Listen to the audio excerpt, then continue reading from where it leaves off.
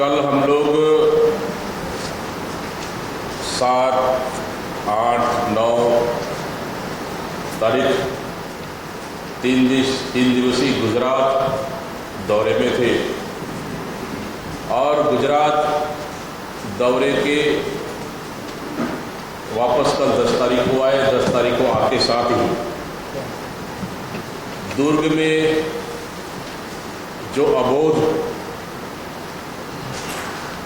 बेटी के साथ जो 6 तारीख की घटनाएं हुई, उक्त परिवार से मैं और हमारे कांग्रेस के साथी सीधा उस परिवार से मिलने गए। परिवार वालों से मिले, करीबन लगभग 1 घंटे तक हम लोग चर्चा किए और उनसे घटना की विस्तृत रूप से हम लोग ने जानने का कोशिश की। लेकिन जिस तरह से हम लोग परिवार वालों से चर्चा करने के बाद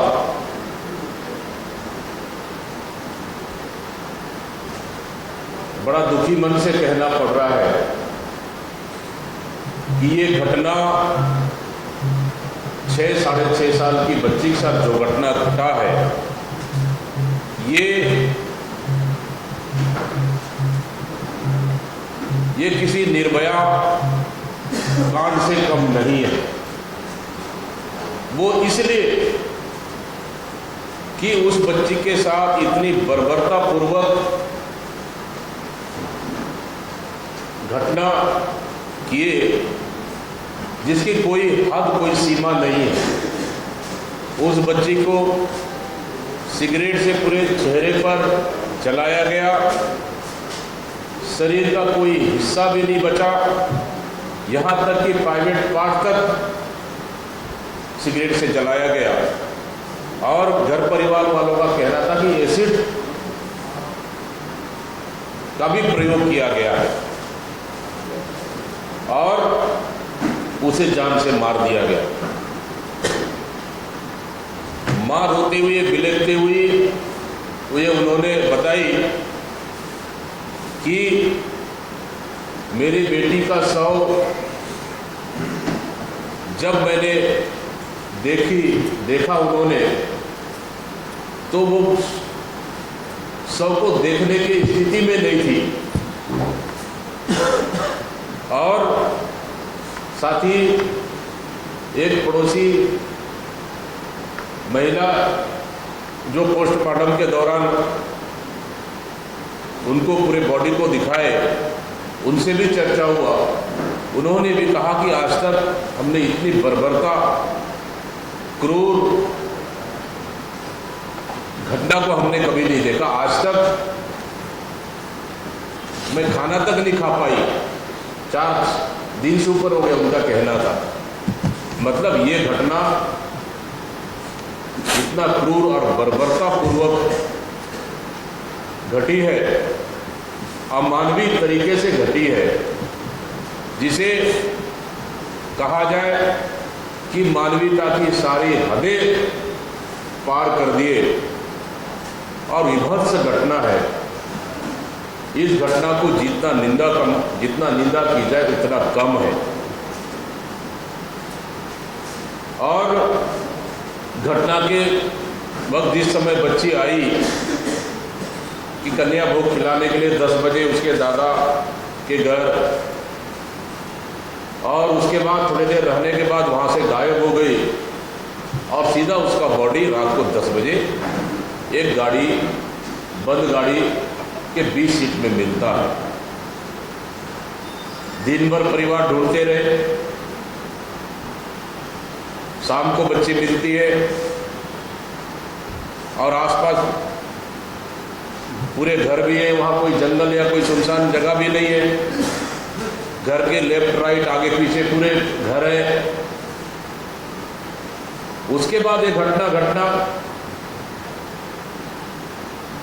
मतलब आश्चर्यचकित करने वाला है। घटना घटा, बच्ची मृत पाई गई, इतने उनके शरीर में चोट के निशान थे, उसकी कोई सीमा नहीं है। लेकिन कुछ जाते जाते बहुत बड़े सवाल छोड़ के गए कि वो आज तक ये क्लियर नहीं हो पाया है कि घटना कहाँ घटा। क्या घटना को अंजाम देने वाला ये व्यक्ति था या एक से ज्यादा थे? इस पर सवाल पूरा परिवार खड़े कर रहे हैं। घटना के बाद उस परिवार में दादाजी तो रात को 10 बजे उठा के ले गए, उस दादाजी की बहन भी थी, उसको उठा के ले गए, साथ में एक उस बच्ची की उम्र से थोड़ा सा बड़ी बच्ची जो रिश्ते में उसका बुआ लगती है, उसको पुलिस 2:30 बजे रात को उठाकर ले गई और इतना बर्बरता पूर्वक उनसे मारपीट किए। उस बच्ची को तो इतना मारा उन्होंने और उसके दादाजी को भी इतना मारे हैं, पीठ के पीछे पूरा निशान है, और एक महिला को इतना बर्बरतापूर्वक मारे हैं कि मतलब पूरे सीमाएं पुलिस प्रशासन ने तोड़ दी है। घटना घटी उसके बाद क्या इस घटना को भी लोहारडी की तरह सरकार करना चाह रही थी, क्या घटना करना चाह रही थी?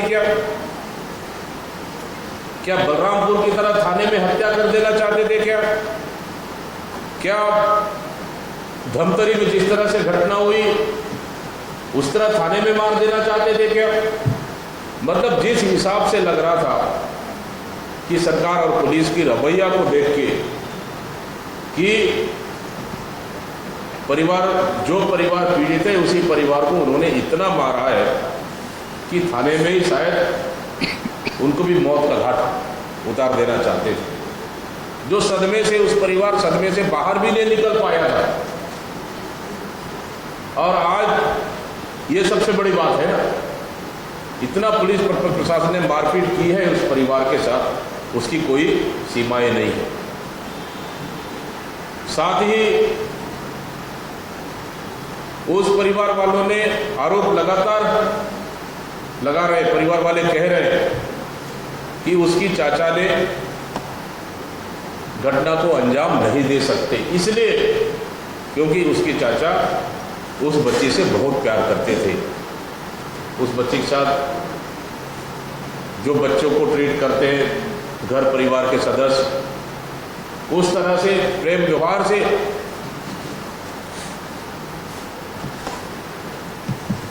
मतलब परिवार में एक सदस्य के रूप में रहते हैं।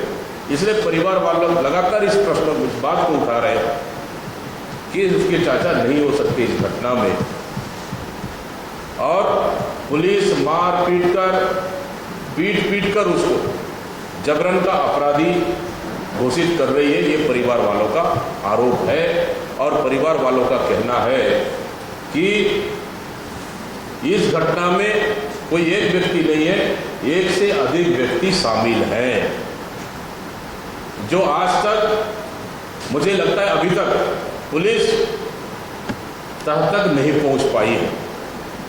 इसलिए उस परिवार चाहती है कि पुलिस प्रशासन पे भरोसा नहीं है और इस मामले को सीबीआई जांच कराना चाहिए, सीबीआई जांच कराना चाहिए। ये परिवार वाले लगातार मांग कर रहे हैं। हाँ, लेकिन जो भी दोषी हो, चाहे परिवार का कोई सदस्य हो या फिर कोई बाहर का कोई सदस्य हो, अगर कोई जिम्मेदार है, दोषी है, उसको कड़ी से कड़ी कार्रवाई होना चाहिए। ये परिवार लगातार मांग कर रहे हैं। और जिस तरह से घटना होने के बाद कार में तोड़फोड़ हुई, घर में भी हानि पहुंचाए, आक्रोशित भीड़, आक्रोशित लोगों ने शासन और प्रशासन की रवैया को देखते हुए लगभग कितने लोग अरेस्ट किए? लगभग 8 से अधिक लोगों को अरेस्ट किए और एक को तो पैर तक तोड़ दिए पुलिस प्रशासन ने। और जबकि उनका कहना है, परिवार की उनकी वाइफ से मेरी चर्चा हुई, उनका वाइफ कहना है कि जब वो घटना के वक्त था भी नहीं और उसका पैर तक तोड़ दिए। क्या इस घटना भी लोहारडी की तरह ही दोहराना चाहती है सरकार अपनी नाकामियों को छिपाने के लिए? कई ऐसे लोगों को पुलिस उठा कर ले गई और जेल भेज दी, उनके साथ बर्बरतापूर्वक मारपीट की। इससे पहले उदाहरण हम लोगों ने लोहारडी में देख चुके हैं, जहां सरकार ने स्वीकार किया है कि ये लोग जांच के बाद ये लोग इस घटना में शामिल नहीं थे। क्या यहाँ भी वही दोहराने वाली है सरकार? आदरणीय साथियों, निश्चित रूप से इस घटना से पूरे प्रदेश स्तब्ध है, पूरे प्रदेश में गुस्सा का माहौल है, पूरे प्रदेश दुर्ग भिलाई से लेकर पूरे प्रदेश में लोगों में आक्रोश है और सरकार की नाकामी की वजह से कहीं न कहीं उस बच्चे की जान गई है। और साथ ही इसका जिम्मेदार कौन है? इस बच्चे को सरकार जिम्मेदार, सीधा सीधा इस घटना का जिम्मेदार सरकार को लेनी चाहिए। क्योंकि इसलिए कि सरकार पूरे प्रदेश में कानून व्यवस्था के मामले में निकम्मी हो चुकी है, कानून व्यवस्था के मामले में पूरी तरह से विफल हो चुकी है, फेलियर हो चुकी है। अपराधियों में कानून के नाम से डर नहीं है। गृह मंत्री जिम्मेदारी से बच रहे हैं। इसलिए अगर थोड़ी सी मानवीयता है तो गृह मंत्री को तत्काल इस्तीफा दे देना चाहिए या गृह मंत्री को बर्खास्त कर देना चाहिए। और जो जिम्मेदार पुलिस है वहाँ पे जो मारपीट उस परिवार साथ किए, मानवीयता की सारी हदें पार किए, क्या उनके ऊपर सरकार कार्रवाई करेगी? जो परिवार लगातार मांग कर रही है सीबीआई जांच की, क्या सरकार सीबीआई जांच करेगी? क्योंकि स्थानीय पुलिस प्रशासन पे सरकार का, ये परिवार वालों का भरोसा नहीं है। और साथ ही परिजनों ने लगभग 2 से 2.5 लाख रुपए शायद राहत के रूप में चेक देने का प्रयास किए परिवार को, तो परिवार ने उस राशि को लेने से भी मना कर दिया। और सरकार कहीं न कहीं शासन प्रशासन अपना जिम्मेदारी से भागना चाह रही है। इसलिए इस दुर्ग की निर्भया, कहना चाहिए दुर्ग की निर्भया छत्तीसगढ़ की बेटी के लिए निश्चित रूप से कांग्रेस गंभीर है। और आने वाला समय में, अभी हम लोगों ने तय किए कि आने वाला समय में इस घटना का पूरी विशेष रिपोर्ट माननीय सचिन पायलट हमारे प्रभारी हैं, उनको भी अवगत करा दिया गया है। और आने वाला समय में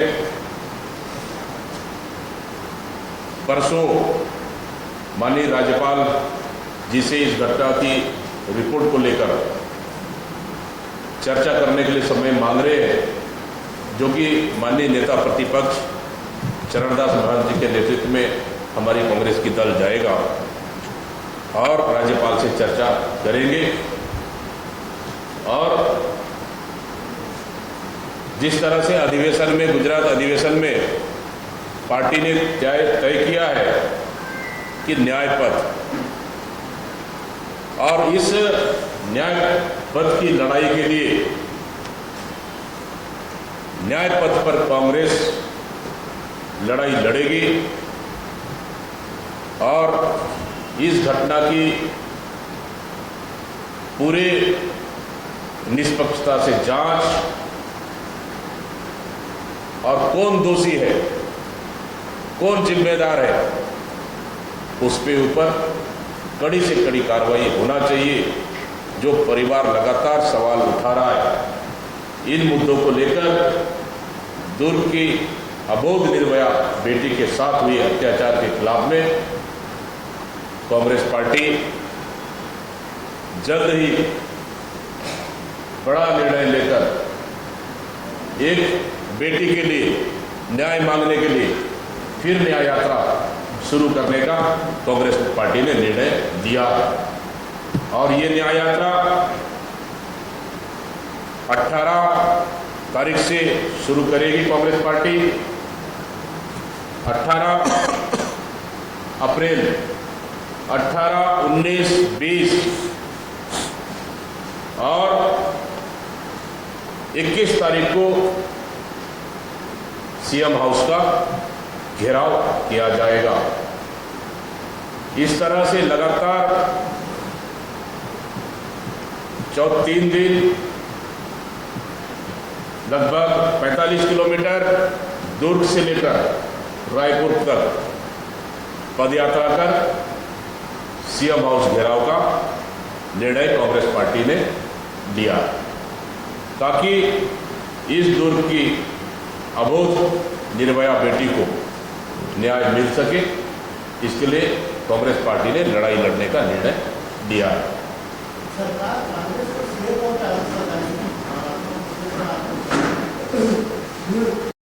और इस मामले की दुर्ग का मामला हो, उसकी जांच कमेटी की संयोजक आदरणीय संगीता सिन्हा जी, प्रदेश कांग्रेस के महामंत्री भाई सुबोध अहिरवार,